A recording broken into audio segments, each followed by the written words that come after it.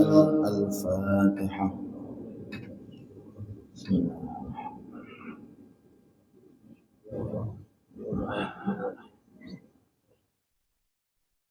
السلام عليكم ورحمة الله وبركاته.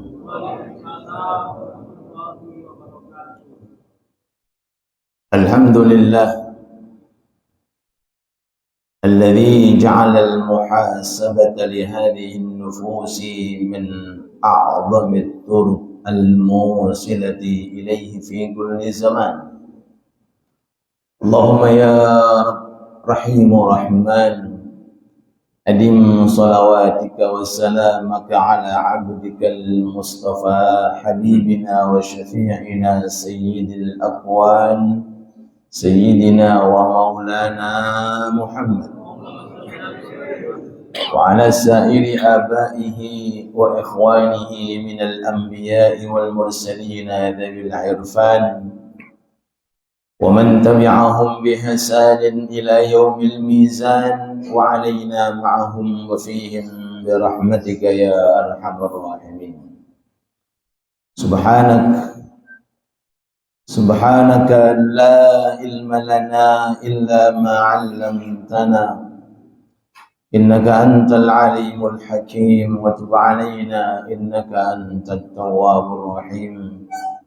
اللهم إنا نسألك علما نافعا اللهم إنا نسألك علما نافعا ورزقا كثيرا حلالا واسعا وعملا مقبولا متقبلا آمين يا رب العالمين. أما بعد، حضرات المحترمين, para alim ulama, tokoh agama, seluruh jajaran takmir masjid musalla, khususnya masjid kita yang insya Allah diberkahi oleh Allah, dimakmurkan oleh Allah, diridhoi oleh Allah, dicintai oleh Allah, diagungkan oleh Allah, dimuliakan oleh Allah Subhanahu wa taala.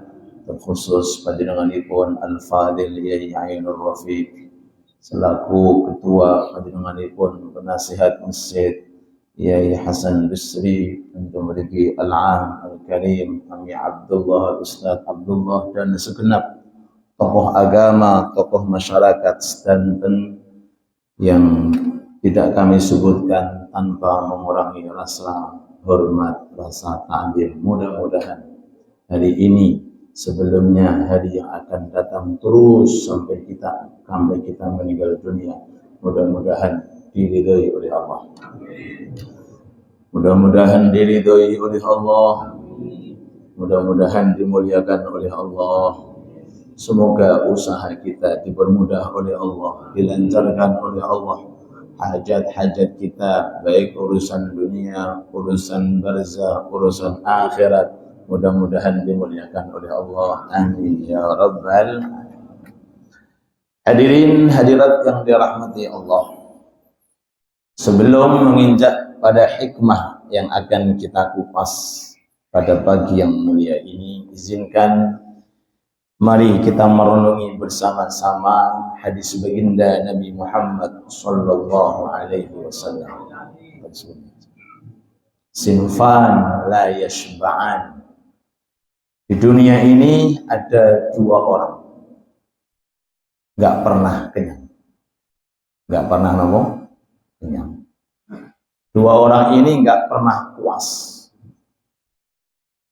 selalu terus mencari, mengejar, selalu terus berusaha untuk mendapatkan sampai meninggal dunia. Yang pertama, talibul mal, yang golek dunia. Bener apa bener? Talibul mal, pencari tahta, pencari dunia, pencari kedudukan, matusihata. Mungkin jenengan tingali, nggak pernah merasa puas. Gini betul? Nggak akan kenyang. Tidak dikasih oleh Allah Ta'ala sifat kekenyangan bagi jenis manusia yang hidupnya habis untuk mencari uang. Punya satu mobil, ingin punya dua mobil. Bangun satu rumah, ingin punya dua rumah. Punya HP sudah, ingin punya dua HP. Wahakadha seterusnya. Monggo apa? Masya Allah. Jamaah Masjid Sunan Giri, jamaah monggo. Rahmatullah. Jamaah Musalla An-Nur, Musalla Al-Aqsa, Al-Ikhlas, insyaallah. Dan sedang Islahul Mukminin, Darussalam, Al-Ikhlas, insyaallah. Mudah-mudahan tambah makmur, tambah berkah. Ini pertama, talibul mal, dengan kersane orang yang berkecimpung dalam dunia ini buat nonton lereng.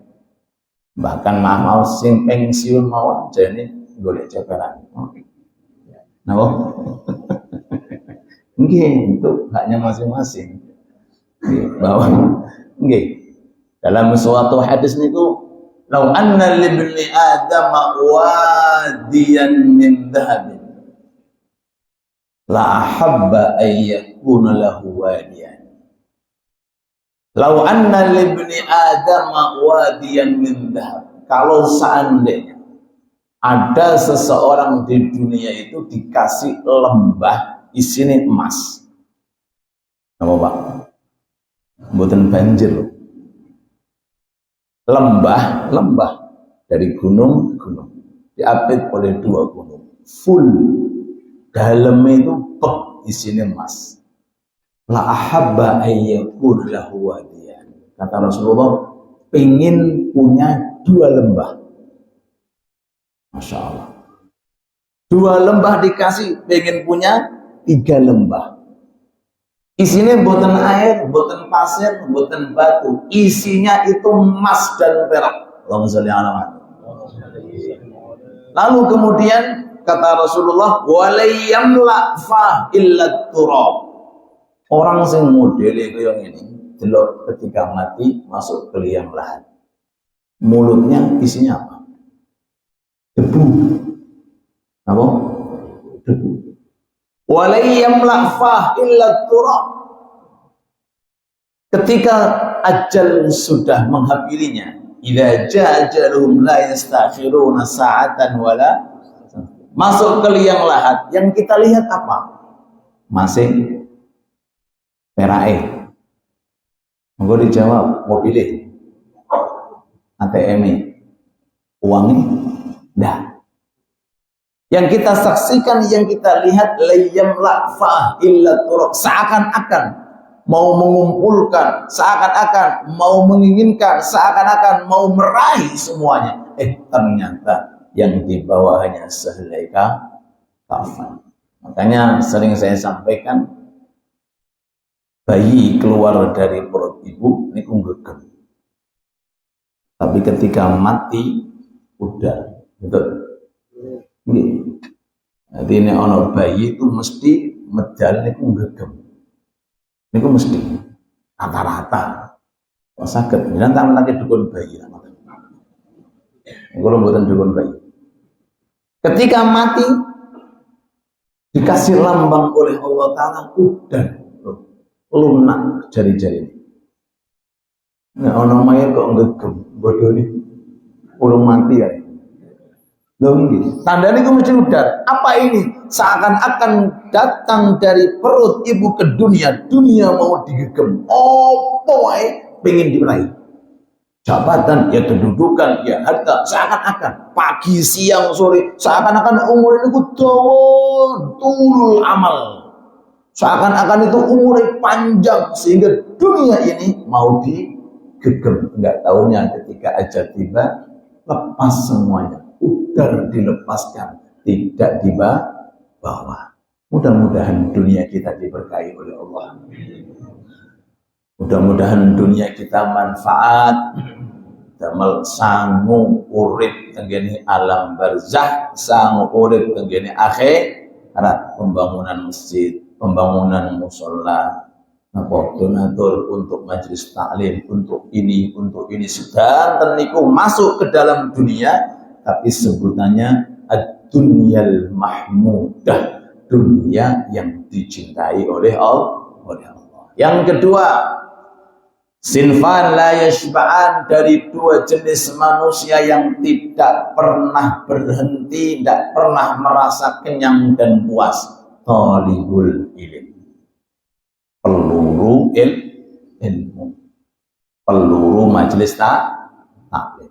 Gini mungkin gak pernah kenyang, gak pernah yang namanya merasa puas. Satu majelis taklim dihadiri, dapat fadilah, dapat keutamaan, dapat ilmu, kemudian diamalkan. Nagih, nama Pak? Nagih. Ono majelis taklim datang lagi. Dalam majelis taklim yang kedua disampaikan hal-hal yang baru tentang amaliyah, tentang wiridan, tentang pentingnya cinta terhadap orang soleh. Duduk di majelis taklim diamalkan. Nagai, senang, merasakan tumakninah, merasakan ketenangan, merasakan kenyamanan. Mulai dibukakan oleh Allah Ta'ala hakikat dunia seperti apa, dibukakan oleh Allah Ta'ala hakikat seperti nikmatnya daripada ibadah. Patus malih. Ini apa badan? Patus sama badan.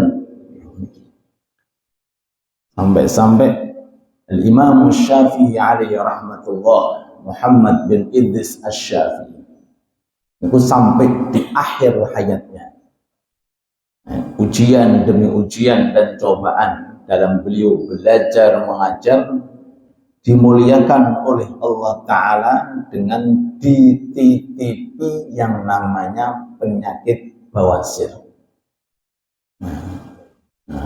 Napa? Ambil. Karena mungkin sering-seringnya duduk, akhirnya beliau diuji oleh Allah Ta'ala. Setiap beliau mengajar, niku kursi khusus damel beliau tengahnya dilubang. Tengahnya ngomong dilubang. Bawahnya kursi dikasih bak. Damel nopo? Damel tetesan darah yang keluar. Supados mboten motori tempat majelis taklim. Niki sinten? Imam Syafi'i. Ibadahnya Masya Allah. Apa? Istiqomahnya Masya Allah. Aliyahnya Masya Allah. Ilmunya Masya Allah. Karangannya Masya Allah. Santrinya Masya Allah. Kalau piyambak kalih panjenengan ngeluh sithik. Gak ngaji saya ngeluh sithik. Meriang sedikit sesuai. Kemudian orang kopi ini ada tambah sekali. Allahumma sholli ala Muhammad. Ini dua hal. Dari dua hal ini sama-sama mengambil jatah umur. Sama-sama capek. Sama-sama letih. Sama-sama menguras tenaga. Kedua-duanya berjalan. Hari demi hari, sing iki golek ilmu terus, sing iki golek ilmu terus dipapak kalian aja. Dipapak kalian malaikat sakaratul, malaikat Israel. Terus koyo ngono. Atret terus koyo wong parkir. Terus maju sing iki duwite akeh. Sing iki ilmune tambah akeh. Mantap cep finish. Innalillahi wa inna ilaihi raji'un. Monggo dinilai. Ketoke sing beruntung mana? Orang kompak. Kira-kira sing beruntung yang mana? Yang iki duitnya banyak, sing iki ilmunya banyak. Kira-kira mana yang beruntung? Cara zahiri, pandangan mata zahir, mata kepala, iki sing beruntung. Iki sing golek ilmu, atau sing gak dapat duit itu ora beruntung. Ketoke. Tapi kalau kita pakai kacamata Quran dan hadis. Faman kana yarju liqa'a rabbih falyamal amalan shalihan. Sing beruntung nggih niki sing gadai ilmu kata. Sing ini kata malaikat sing golek duwe iki sak. Duwite akeh. Bondone akeh gak digowo tapi hisabe utuh. Napa? Wis gak dibawa, dikumpulkan capeknya luar biasa, ngambil waktu ujung-ujungnya gak dibawa, tapi hisabnya utuh. Sedangkan ilmu yang dikaji, yang dicari, tambah ilmu di alam barzah mendapatkan kenikmatan barokah ilmu, di akhirat dipercepat hisabnya oleh Allah Ta'ala, karena ilmu salah satu daripada hal yang akan bisa mempermudah orang menuju surganya Allah Subhanahu wa Ta'ala. Mudah-mudahan Allah memberikan kepada kita ilmu yang berkah, dan mudah-mudahan dunia yang saat ini dititipkan oleh Allah Ta'ala mudah-mudahan menjadi dunia yang berkah manfaat. Amin ya rabbal alamin. Monggo. Bismillahirrahmanirrahim. Dalam sebagian hikmah yang tercantum dalam kitab Al-Hikam ini, beliau Al-Imam Ibnu Athaillah As-Sakandari alaihi rahmatullah. Terus Imam Ibnu Athaillah As-Sakandari niku santrinipun Imam Abdul Abbas Al-Mursi. Abdul Abbas Al-Mursi niku santrinipun Imam Syadili. Imam Syadili selisihnya kali Imam Abdul Qadir Jailani niku kurang lebih 15 tahun. Jadi duluan Syekh Abdul Qadir Jailani. Setelah 15 tahun, seingat kula niku baru kemudian lahirlah Imam Syadili. Hanya ada thariqah Qadiriyah, ada thariqah Syadiliyah. Baru salam kita dua-duanya. Waya mangan thariqah Syadiliyah, waya poso thariqah Qadiriyah. Dan berkah semuanya insyaallah. Nggih. Gadai santri Imam Syadili naminipun Imam Abdul Abbas Al-Mursi, gadai santri naminipun Imam Ibnu Athaillah As-Sakandari. Jadi dekat. Sampainya kepada Syekh Syadili itu dekat, hanya 2 derajat. Pengarang langsung Imam Abdul Abbas Al-Mursi, langsung kemudian Imam Syadili. Semoga kita dapat barokahnya ulama-ulama kita. Tasyawufuka ila ma batana fika min al-uyub khairun min tasyawufika ila ma hujiba anka min al-ghuyub. Sallu ala Nabi Muhammad. Tasyawufuka ila ma batana fika min al-uyub. Tasyawufuka, kerja keras kamu untuk mencari aib yang tersimpan pada dirimu. Napa Pak? Aib. Napa aib niku? Kekurangan. Aib yang ada pada diri kita. Kekurangan pada diri kita. Kerja keras kita, usaha kita untuk mencari-cari. Nah, di mana letak aib seseorang, di mana letak aib kita, dipatosi terus, ndiyo aibku, ndiyo celahku, ndiyo kekuranganku, mana yang kurang pas, mana yang kurang berkenan, mana kesalahanku. Kata beliau, khairun luwih utama. Usaha sing ngeten iki, kerja keras panjenengan banting tulang tiap hari, muhasabah diri kita untuk menggali, meneliti daripada kekurangan-kekurangan sifat-sifat buruk yang ada dalam diri kita. Kata beliau Imam Hikam, khairun luwih utama min tasyawufika, daripada usaha kita untuk mencari hal-hal yang gaib dalam kurung istilah yang namanya keramat. Allahumma sholli ala Muhammad. Nah, jadi ada seseorang itu hidup di dunia, hatinya, keinginannya, harapannya, kapan yo aku bisa miber, apa? Jangan dimakan Pak. Kapan yo ditembak gak apa-apa, kapan yo dicarok gak apa-apa, ditusuk mempan, dibunuh mempan, ditembak pelune melengkung.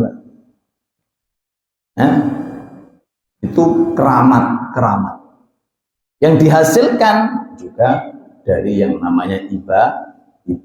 Ada jenis manusia ke sana arahnya. Jadi selama ini dia dengan istiqomahnya ibadahnya, istiqomahnya dalam amaliyah kesehariannya, tujuan inti patus hal-hal sing ghaib. Napa? Hal-hal sing ghaib. Bisa mendengarkan suara jin, bisa melihat yang namanya jin. Datang keramatnya, kertas dirubah menjadi duit. Masya Allah Pak. Ono watu langsung jadilah emas. Wah enak. Pengen mangan marah diri, pengen minum marah diri. Ada seperti itu. Kata beliau, itu apa benda enteng, itu apa benda enggak begitu berguna. Yang berguna nih, usaha kita, kerja keras kita, tiap hari kita madosi app yang ada di dalam diri kita. Sifat-sifat celak, keburukan-keburukan yang ada pada diri kita masing-masing, kita padosi, kita selidiki, kita cari, alias yang namanya muhasabah.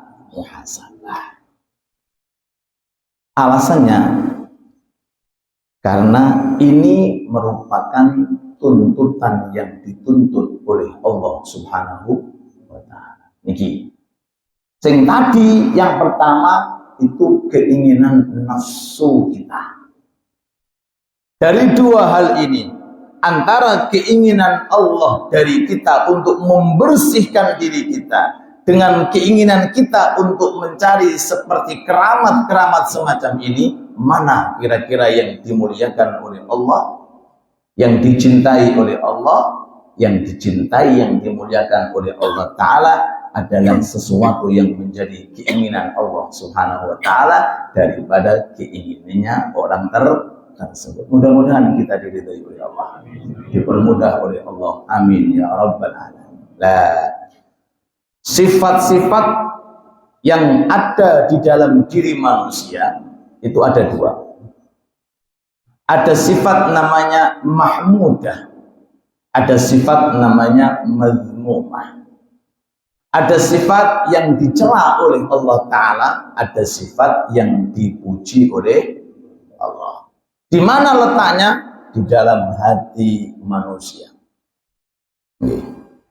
Di dalam hati manusia ini adalah wadah, tempat yang isinya bisa juga hal yang baik, bisa juga hal yang buruk. Nah, untuk mendapatkan sifat yang terpuji ini, maka diperlukan yang namanya riyadhah. Apa Pak? Riyadhah. Semisal kita lihat ada anak kecil, mungkin anak kita umur 7, umur 8, pergaulannya tukaran, ngira mboten. Pantes napa mboten?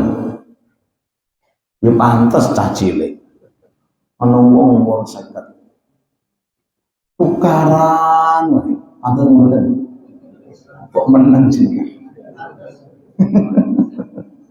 Oyo-oyoan wae.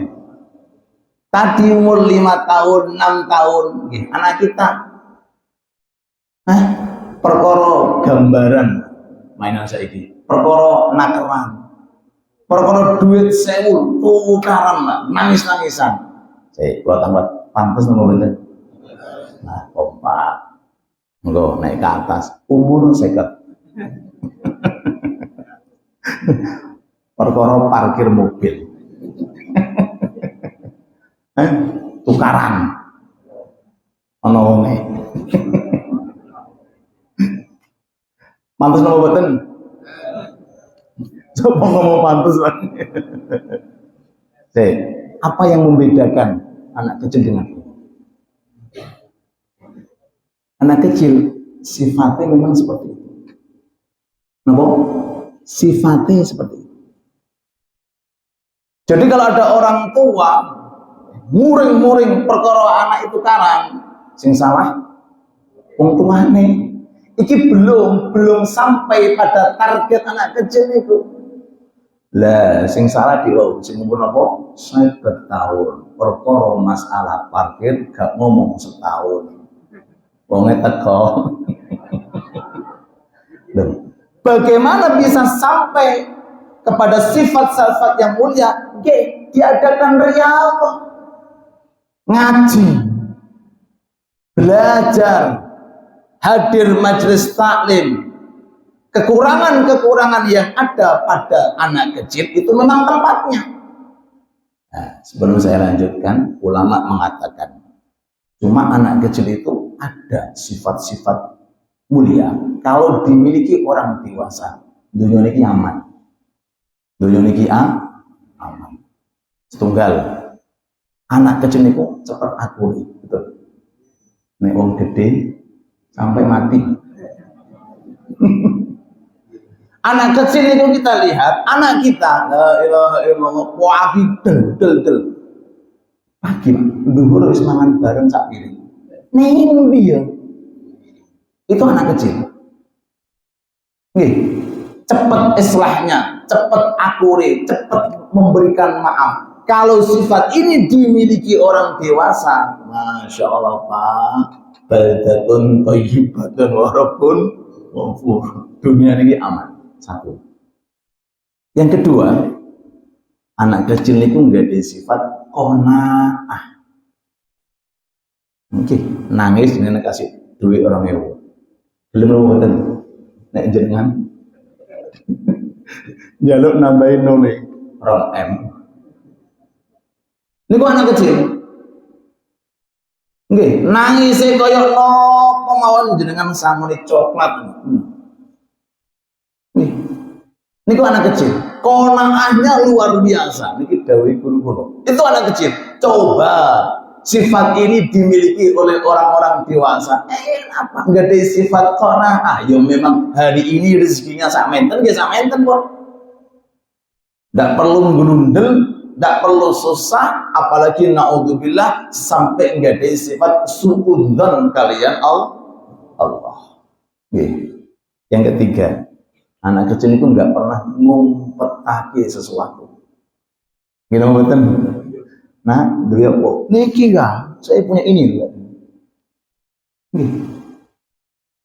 Nggak pernah ngumpetakan, nggak pernah merahasiakan. Nek punya apa-apa itu disebutkan. Punya ini, punya ini, punya ini.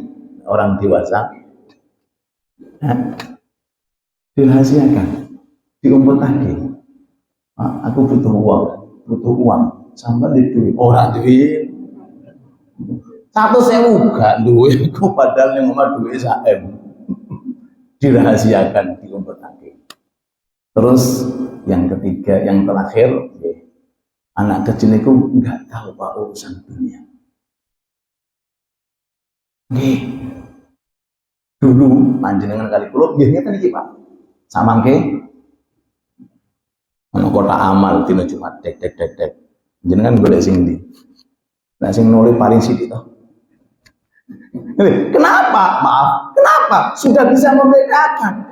Anak kecil itu jenengan kasih orang ewu nggih ditampani, kasih 200.000 kadang-kadang ya kakean. Enggak tahu urusan dunia.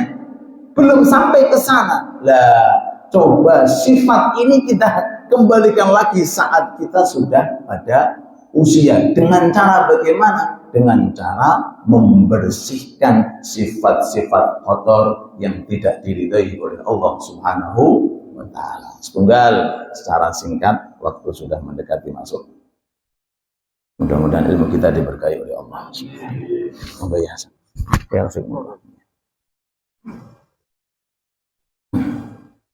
Ada seseorang seandainya lagi diuji oleh Allah Subhanahu wa ta'ala, pemarah, pemarah, membersihkan dirinya dari sifat marah itu lebih utama daripada dia berharap bisa terbang.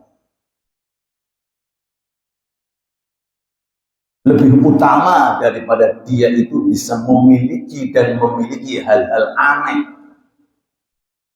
bisa merubah sesuatu, berubah menjadi hal yang lain dan lain sebagainya. Sifat marah yang ada di dalam diri manusia, kalau toh ada, itu dituntut oleh agama harus dirubah. Allahumma sholli ala Muhammad. Maksudnya marah yang berkaitan tentang yang namanya dirinya, berkaitan tentang urusan kepribadiannya. Ini kalau bisa dihilangkan, kalau bisa dibersihkan. Tapi kalau marah yang bersifat kepada agama Allah, yang ada kaitannya dengan syariat Allah, ada orang saja berani mencoba untuk menghancurkan program masjid, seandainya menutup masjid atau mungkin melockdown majelis taklim, jenengan menang boten tempat di mana kedah marah. Manistudib falam yaghdab fahuwa himar.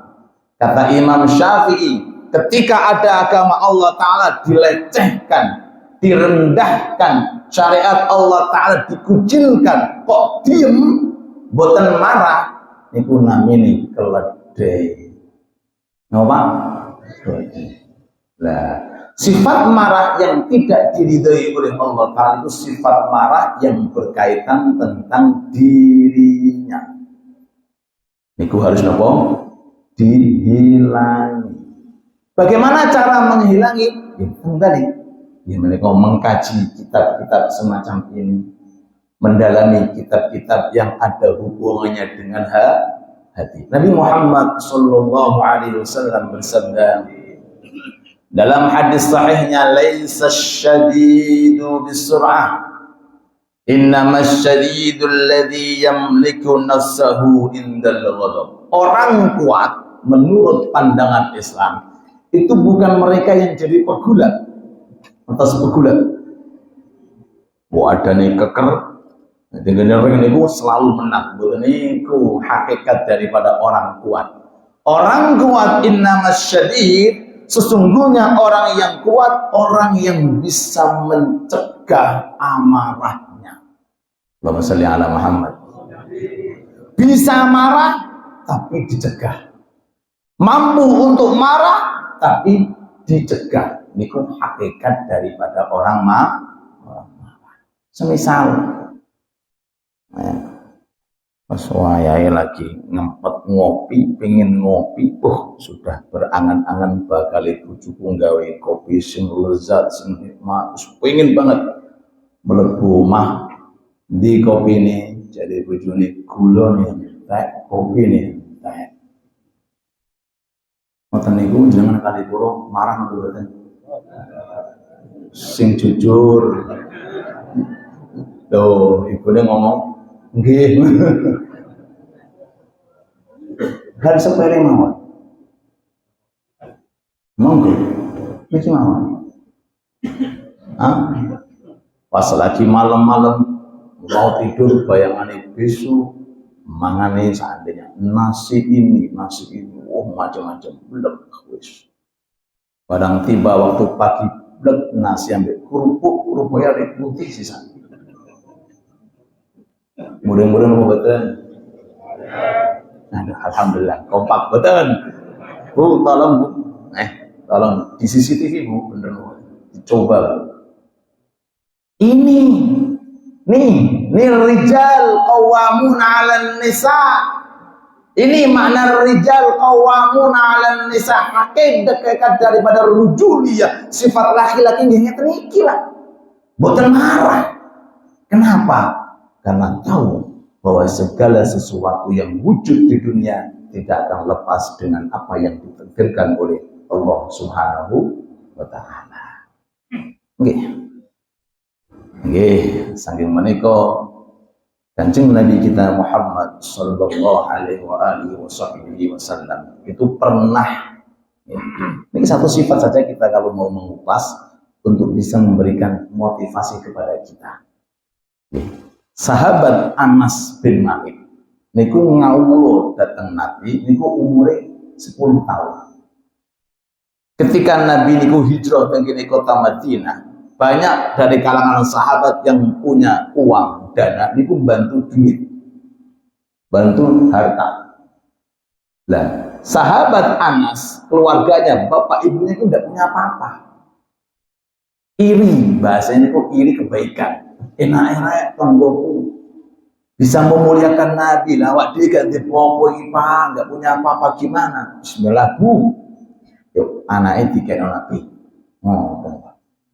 Jadi orang-orang dulu Pak, nggak mau ketinggalan. Jangan ngomongkan. Ada masjid, ada musola, apa yang perlu diperlukan, ada pondok pesantren, ada madrasah, ada jalan raya. Nopo mawon, mudah-mudahan dunia kita diberkahi oleh Allah. Lalu datang kepada Rasul, ya Rasulullah, nih Unes, karena masih kecil, Unes, Anas kecil ini saya hadiahkan datang panjenengan. Terus pelayan setia Rasul, duduk dengan Rasul 10 tahun. Atau sahabat Anas, wallah ma darabani, demi Allah aku belum pernah dipukul Nabi. Masya Allah, cah cilik itu biasanya kan dablek Pak. Ma darabani wala naharani, belum pernah dibentak. Wala kaharani, juga belum pernah berbicara Nabi kepada aku dengan pembicaraan yang keras. Sallallahu alaihi Nabi Muhammad.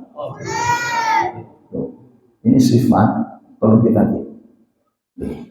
Mudah-mudahan keluarga kita tambah sakinah, tambah mawaddah, tambah rahmah. Amin amin ya rabbal. Ma darabani wala naharani wala kaharani wala qala li syai'in lima fa'alta lam af'al wala li syai'in lam af'al lima fa'alta, dan juga belum pernah mengatakan kenapa enggak kamu kerjakan, kenapa kamu kerjakan. Begini, tiang itu sudah masuk kepada ilmu ma'rifat. Segala sesuatu yang wujud di dunia itu enggak lepas dengan takdir dan ketentuan dari Allah Subhanahu wa taala. Sampai suatu ketika Nabi niku utus datang sahabat Anas. Anas, iki aku perlu sesuatu hajat, tolong belikan. Nggih ya Rasulullah. Berangkat sahabat, masih kecil, berangkat. Di tengah perjalanan ketemu rencang-rencangnya lagi orang saiki bal-bal. Apa? Dolanan. Lali Pak hajat Nabi belok melot dolanan. Nabi di rumah nunggu, mana ini masih gak datang-datang. Colong saya kan gue penuh. Nggih, nggak ada apa. Gue penuh. Kadang-kadang gue sangat banget galak sampai kucing lu di rumah. Perkara kok galak wong. Nabi keluar nyari, betul-betul apa-apa. Keluar terus di mana Nabi. Dilihat lagi main-main. Lupa dengan hajatnya Nabi. Lupa, namanya anak kecil Pak. Bermain-main lalu kemudian disampaikan kalian Nabi. Betul di mana ini? Betul ditutup. Dari arah belakang matanya sahabat Anas ditutup. Kali kedua tangannya. Kata sahabat Anas, aku tahu belakang kunci Nabi. Dari mana? Dari parfum khas yang keluar dari kedua telapak Nabi Muhammad Sallallahu Alaihi Wasallam. Ditutup. Kata Rasulullah, Anas, enggih ya Rasulullah, mana hajatku? Sak mangke ya Rasulullah, kula budal. Padahal sudah menunggu sekian jam. Marah, betul. Bentak, betul. Apalagi sampai mukul. Sallu ala Nabi Muhammad. Sifat marah semacam ini itu pasti, maaf, ada pada setiap insan manusia. Tapi harus dirubah. Harus apa? Dirubah. Nah, merubah sifat yang ada pada diri kita. Fokus ini, kata beliau Imam luwih utomo daripada harapan seseorang untuk mendapatkan keramat ini, keramat itu. Maaf, ini baru satu sifat. Belum lagi nanti sifat namanya dengki. Wong kok amin dengki yang nabi wong. Hasud, baik. Ini problem. Belum lagi yang ketiga ada sifat namanya sifat sombong. Nah, ini problem lagi. Ada lagi setelahnya namanya sifat, namanya pun sifat riya. Pergaulannya pamer saja. Ada lagi sifat namanya sifat suudzon, selalu berprasangka buruk terus kepada Allah. Nah, ini insya Allah kedepannya melalui hikam ini akan kita kupas sedikit demi sedikit. Harapan kita mudah-mudahan melalui majelis taklim, melalui duduk kita di rumah Allah Ta'ala, keluar dari masjid ini, mudah-mudahan sifat kita dirubah oleh Allah Ta'ala, yang buruk diganti kebaikan oleh Allah Ta'ala, sing boten sae insyaallah dirubah menjadi sifat yang mulia, dan mudah-mudahan Allah selalu ridho kepada kita, cinta kepada kita, amin ya rabbal alamin. Walhamdulillahi rabbil alamin. Sebelum pertanyaan kita buka qasidah. Ya arhamar rahimin,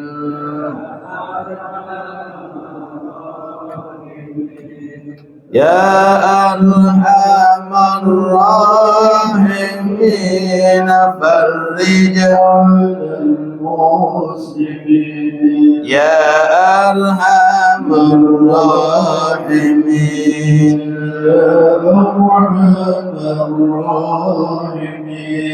ya arhamar rahimin, farrij muslimin, ya Rabbana ya Karim, ya Rabbana ya Rahim, Antal Jawadul Halim wa Anta Ni'mal Mu'in, ya Arhamar Rahimin, ya Arhamar Rahimin, ya Arhamar Rahimin, farrij 'alal muslimin, wa laysa narju siwak, fadrik ilahi dawak, qabla al-fana wal-halak, ya Ammud ya Wajid, ya Arhamar Rahimin,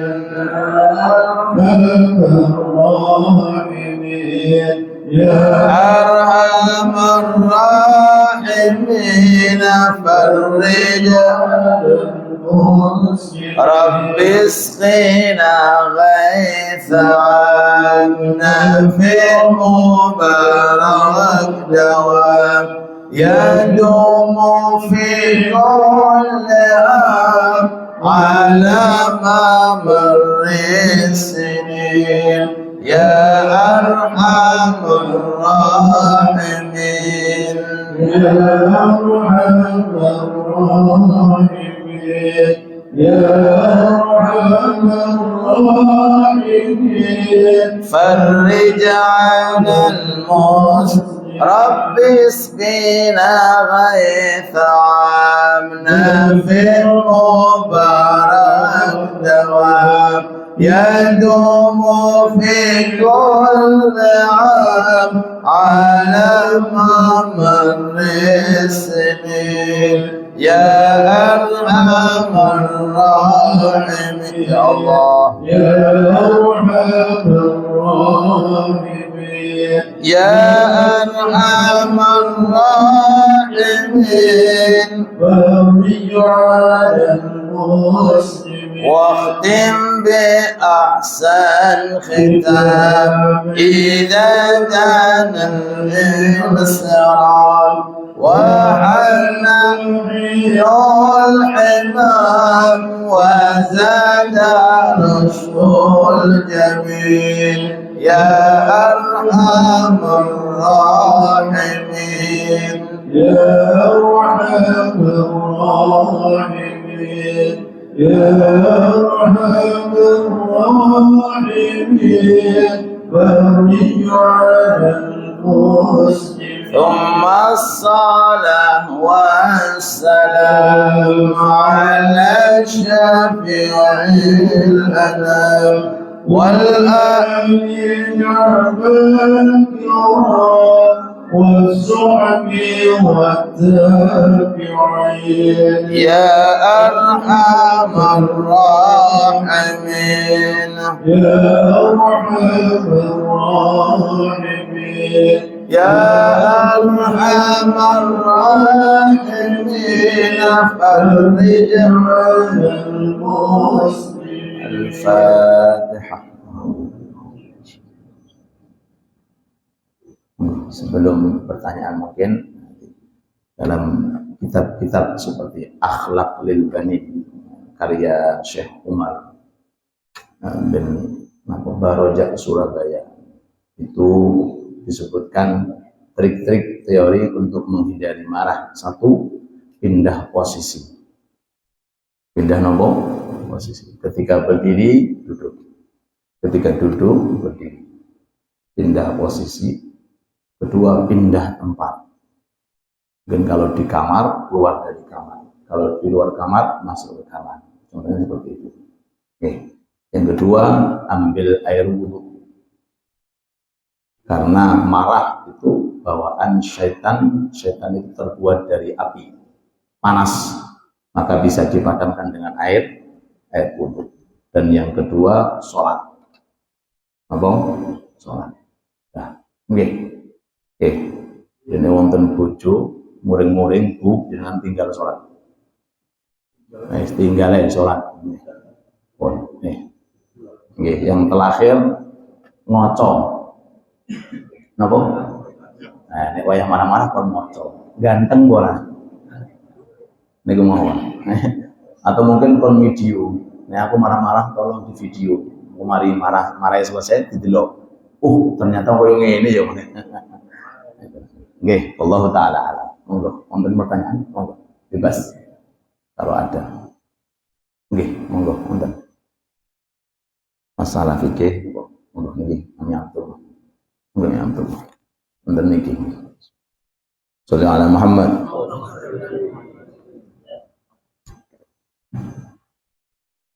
Assalamualaikum warahmatullahi wabarakatuh.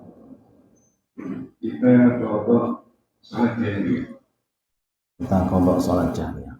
Yang mana sholat jahiliyah sudah untuk mengeraskan bacaan. Tapi kita kodoknya di siang hari. Apakah masih tetap disunahkan atau tidak? Yang kedua, kita kodok sholat serius. Tapi kita sholatnya kodoknya di malam hari. Apakah masih tetap disunahkan untuk memelankan suara? Ya, Masya Allah. Terima kasih.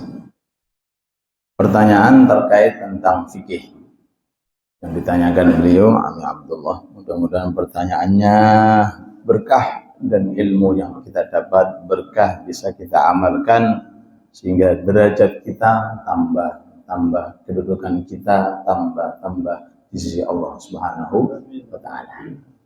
Ketika ada orang seandainya ingin mengqadai sholat jahriyah, sholat yang disunahkan untuk dikeraskan, semisal sholat maghrib, diqadai kapan? Di waktu siang.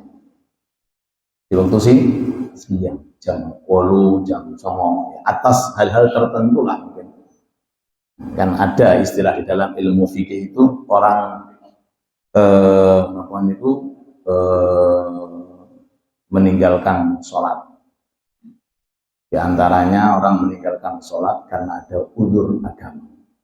Nanti diqodoi. Contohnya seperti lupa, atau mungkin ketiduran, atau mungkin dipaksa orang, kalau kamu sholat maghrib saya tembak seandainya. Nah, ini kan udzur-udzur agama, tapi tetap diqodoi. Nah, ternyata diqodoi. Kalau sudah istilah qodho itu kan bebas. Di malam juga boleh, di siang juga boleh, namanya qodho. Jadi sholat qodho itu berarti sholat yang tidak ada waktunya. Nah, kira-kira dikerjakan di siang hari. Pertanyaan. Yang kedua, ada orang sholat mengqodhoi sholat sirriyah. Mengqodhoi sholat sirriyah. Duhur seandainya ketiduran. Bangun jam 4 sore. Hilang duhurnya. Diqodhoi kapan? Malam ba'dal isya. Nah, apakah tetap dipelankan karena asalnya sholat dipelankan, ataukah dikeraskan karena asalnya sholat itu dikeraskan? Sallallahu Muhammad. Ini hal sepele, jaga-jaga kalau ada orang mungkin punya masalah seperti ini. Pertama, kita ketahui bahwa mengeraskan, memelangkan itu hukumnya sunnah. Sebelum kita bahas qodho, seandainya ada orang jadi imam, sholat isya menang, Allahu Akbar, mulai Fatihah sampai sholat ruku, Allahu Akbar. Seandainya itu enggak batal sholatnya, cuma kehilangan yang namanya sunnah. Kehilangan yang namanya sunnah. Dan ketika ada imam seperti itu, pelotang-pelot, iya caranya makmum itu mengingatkan.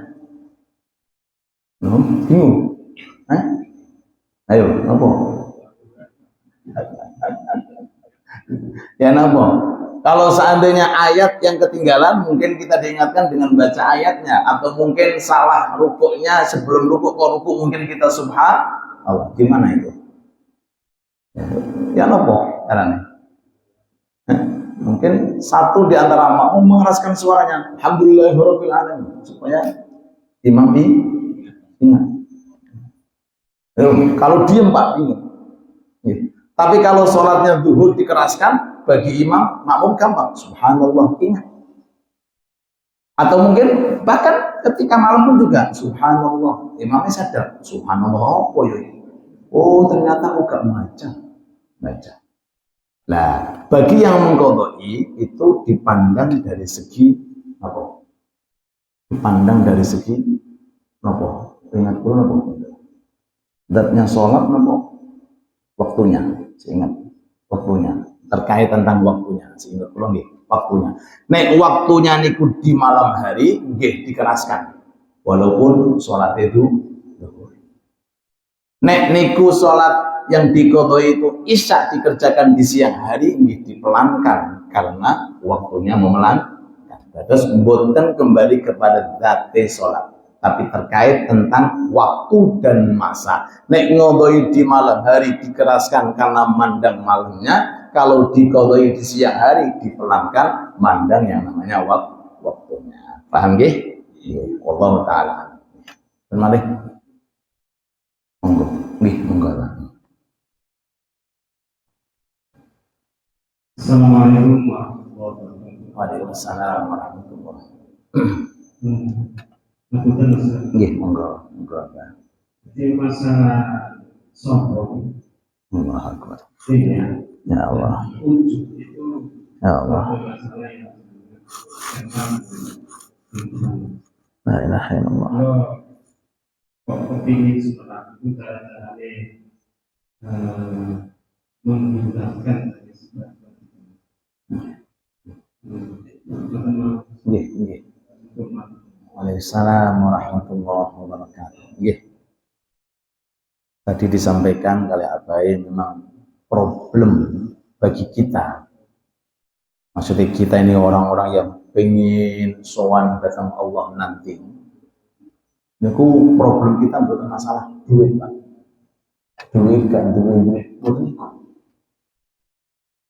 Problem yang paling gede niku nek tiyang kepanggih kalian Allah Ta'ala teng atine kesiwunan kotoran-kotoran model sing nyangkut sifat sombongi, sifat ujube, sifat riyae, sifat gomedene, sifat marahe niku sing paling bahaya. Lebih bahaya daripada orang kepanggih kali Allah gak di duit. Kalau sedang amal, bukan ono bae. Mboten ngefek niku. Kowe kok fakir ndak ketemu aku mboten. Jadi ketika Allah Ta'ala manusia datang kepada Allah Ta'ala statusnya gak nggo duit, sama sekali, masya Allah, boten diungkit-ungkit kali Allah, dan si jenazah senengnya luar biasa, kembali tangan kosong. Apa sing ngadu dihisab? Allahumma sholli ala Muhammad.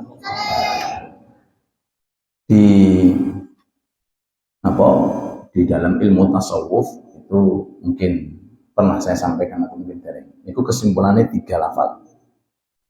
Takhalli, kemudian tahalli, kemudian tajalli. Kha, ha, jim. Kha, takhalli itu nguras sifat-sifat buruk yang ada dalam diri manusia. Niki maaf perjalanannya lumayan lama, Pak. Makanya ada kitab-kitab seperti Hikam, ada kitab namanya Minhajul Abidin, ada kitab Ihya. Niku nek jenengan pelajari walaupun dengan membaca dengan sininya akan tahu. Dalam kitab Ihya itu ada namanya Rubu'ul Muhlikat, sifat-sifat yang akan menghancurkan orang. Di antara dewa disampaikan riya, ujub, kibir, dan lain sebagainya. Ada juga pembahasan Rubu'ul Munjiyat, bab untuk menyelamatkan orang dari sifat keburukan di bawah. Konten kita beda melalui pengajian demi pengajian. Monggo kalau memiliki ada kajian khusus tasawuf. Baik siapapun itu, baik al-fakir maupun Ustaz sinten niku. Namriki Ustaz Masrur maupun Ustaz sinten mawon nek mriki wonten pembahasan bab tasawuf akhlak nek jenengan ada wekdal monggo hadir, mudah-mudahan panjang umur berkah. Nah, sifat takabur itu sifat jelas, sifat buruk. Nah, lawan kata dari sifat takabur namanya sifat tawadhu. Nah, untuk merubah sifat takabur menjadi sifat tawadhu ini diperlukan yang namanya belajar, kemudian setelah itu diamalkan. Kedua ada namanya sifat itu sifat riya. Napa riya niku? Pamer. Pamer niku pengen didelok wong terus. Gak mau lepas dengan orang. Yang membuat dia semangat itu karena dilirik oleh orang. Nah, ini juga bahaya. Nah, itu cara untuk menghilangi kita mengkaji namanya sifat ikhlas. Napa ikhlas niku? Ibadah semata-mata karena Allah. Ujub luwih bahaya lagi. Napa niku ujub? Merasa bangga dia punya sesuatu.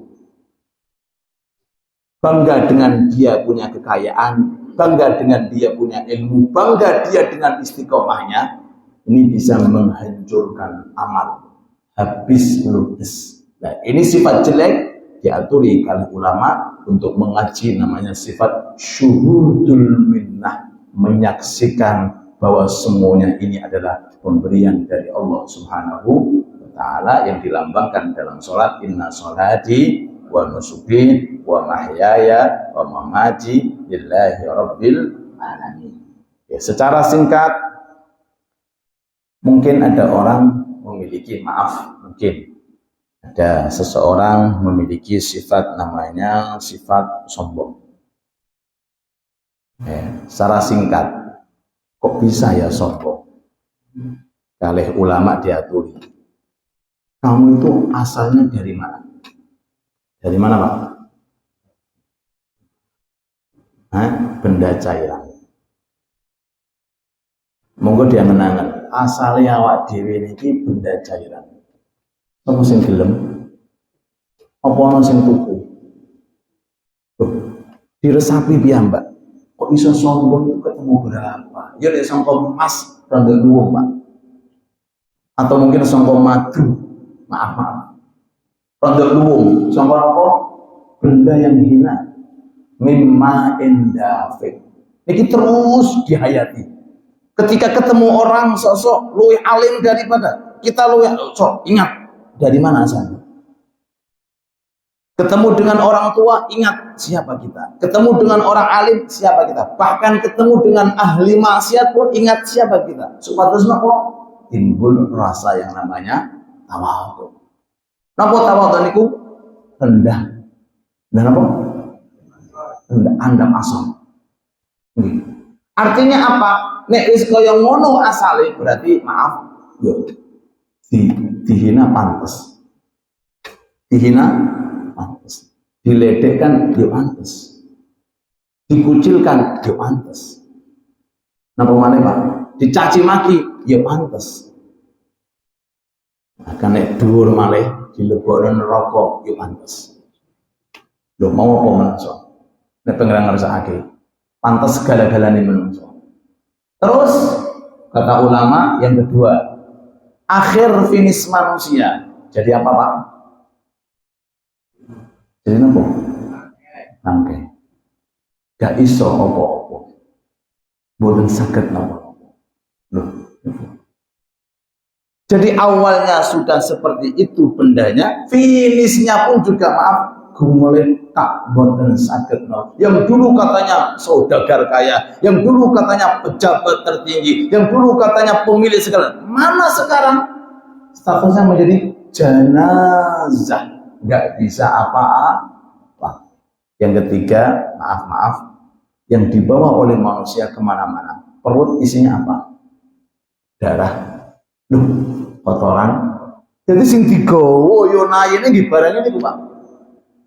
Dengan tiga hal ini, permulaan benda yang hina, kemudian penutupnya menjadi sejenazah, kemudian yang dibawa perkara-perkara yang najis, panteskah manusia itu untuk memiliki sifat sombong? Semisal itu caranya.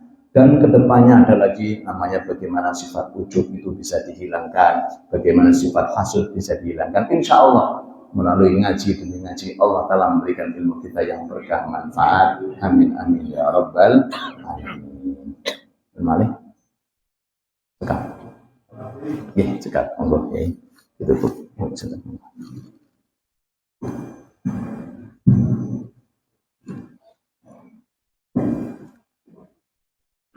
ya Allah ya Karim.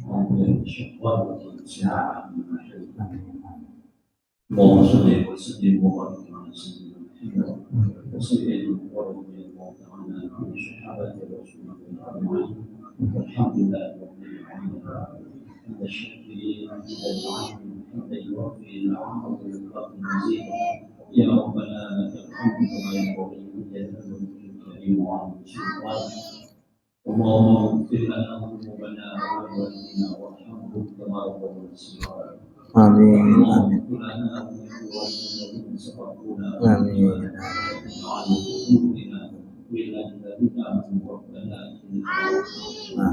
ربنا ظلمنا انفسنا وان لم تغفر لنا وترحمنا لنكونن من الخاسرين. اللهم انا نسالك الرضا والجنه من سخطك والنار. اللهم بارك لنا في رزقنا. Amin ya Rabb ya Allah. اللهم انا نسالك علما نافعا ورزقا طيبا وعملا متقبلا. اللهم اعنا على ذكرك وشكرك وحسن عبادتك. ربنا اوزعنا ان اشكر نعمتك. Amin. وعلى اولادنا اللهم باركنا برحمتك في عبادك الصالحين. Amin. اللهم اجعل جمعنا هذا جمعا مرحوما. Amin. ربنا من بعده فرقنا Amin. بنا ولا نعلم الشقي ولا محروم. Amin. اللهم انا نسالك الهدى والتقى والاخره والغنى. ربنا تقبل منا انك السميع العليم وتب علينا انك انت التواب الرحيم. ربنا اتنا في الدنيا حسنه Amin. وفي الاخره حسنه وقنا عذاب النار. وصلى الله على سيدنا محمد وعلى اله وصحبه اجمعين سبحان ربك رب العزه عما يصفون وسلام على المرسلين والحمد لله رب العالمين. آمين.